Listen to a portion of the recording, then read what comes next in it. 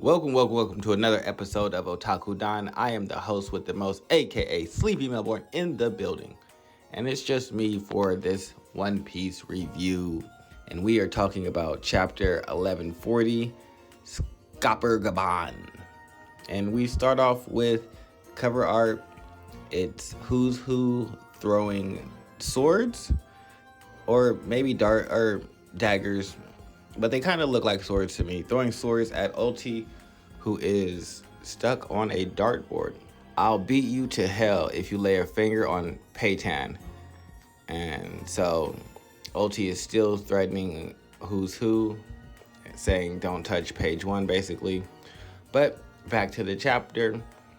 We have a continuation of where we left off with Stopper Gaban basically challenging Luffy and Zoro to a fight, with Luffy saying, why would we fight you, old timer? Just give us the key. The faster we get the key, the faster we can go back to Loki and the feast. Gaban ignores Luffy's request and uses, I would say Conqueror's Haki probably, or at least Armament Haki, to coat the key before smacking Luffy with it right in the head.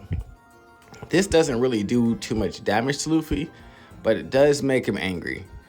And with that, he now is using his stretchy hands to try and grab the key from Gaban, who is dodging them easily. This makes Luffy even madder, especially with Gaban spouting off about Shanks. Luffy tells him that he doesn't know anything about him, to which Gaban says, you've got a mouth on you, before shoving the key into Luffy's mouth, making his head the key shape. I feel like Luffy's toon powers are still active, even on himself only, when he's not in his awakened form. But we have Gaban taking things a little more seriously, using a named attack, GRIM THRONG, to launch several axe slashes towards Luffy and Zoro. Luffy dodges out of the way pretty easily, and Zoro is able to block the attack.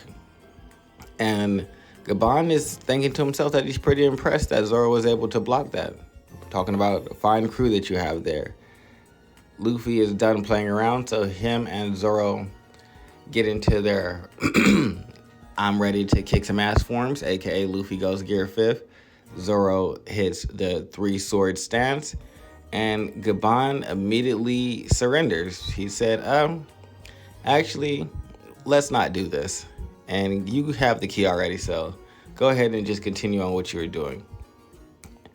And if Elbaf is safe afterwards, come by and see me. And I think that's him saying that he'll give Luffy some of his knowledge, and maybe that'll make Luffy better when, in terms of like using observation haki, kind of like how Gaban was using it to dodge all of Luffy's like attacks. But Luffy wasn't also too serious during this fight, so I don't know if there's much that Gaban can really teach him, considering I would say Gaban is probably on the same level as Rayleigh. And if they're on the same level, then I don't see him being like a threat to Luffy, but maybe he has like a trick up his sleeve that he can teach Luffy that he doesn't know already. But the scene shifts to the kids, who see the bird that Gunko made flying her and Shamrock to a secluded area in the Sun Realm so that they can summon another God's Knight. However, 2 God's Knights appear, one being Saint Summers of House Shepherd, seeming to be a relative of Saint Shepherd the Gorosei. And then we have Saint Quilnim.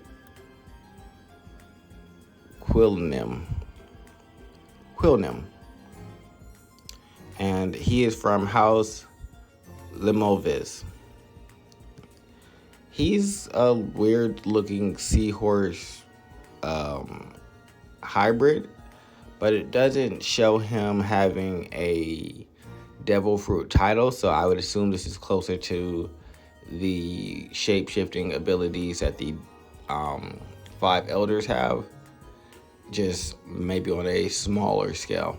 But with the two God's Knights here, they start chatting it up with Gunko and Shamrock, basically going over why they're here, what they need to do. Shamrock's also confused why there's two of them, to which he gets told that he's been told to report back to headquarters because the situation on Marie Joie has gotten a lot more dire since the last time he was there.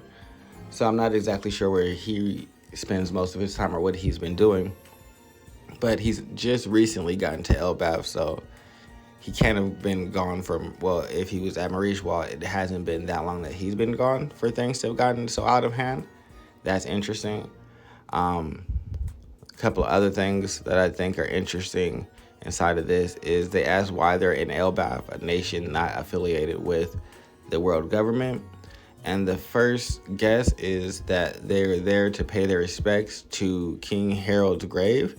And if King Harold was aligned with the world government and working towards like becoming a part of the world government, it makes sense that he had that summoning circle inside of his throne room and was having like secret meetings with the God's Knights and the girls, say, and kind of like maybe forming some type of tenuous alliance. And that got shattered because, well, Loki went on a rampage and took him out because, you know, things have to happen.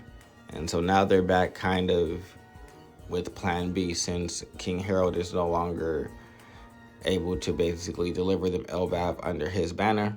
They're going to steal the children and take Elbaf by force, with Shamrock saying we could make a game of this. And I wonder what kind of game he has in mind, especially since he won't be there to live out the game unless they only sent 3 people there, so that way they could get done faster and he doesn't have to leave immediately. But we will see in the next chapter. I'm excited to see what happens next. This has been One Piece Otaku Don. It's been chapter 1140. Make sure you like, subscribe, and comment below. Goodbye.